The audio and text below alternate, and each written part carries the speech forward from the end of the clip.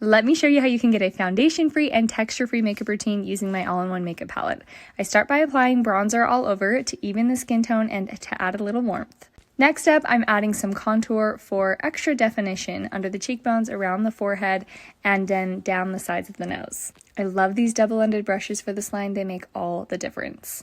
Now I'm moving on to filtering out distractions using this tiny little brush called the Spot Brush and these colors called Demi correctors.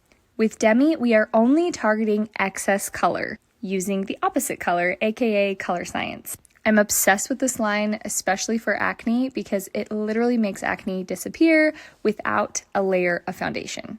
I also love it for under eyes, especially if you're someone who has fine lines or you experience a lot of creasing, because you can target the exact color you want to neutralize with a very minimal amount of makeup. Demi has 10% opacity and it uses color science, so we're targeting that excess color with the opposite color and it just disappears, but you would never know that you're wearing makeup.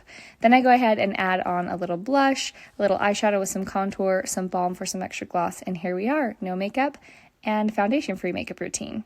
Comment match below to get your hands on this makeup.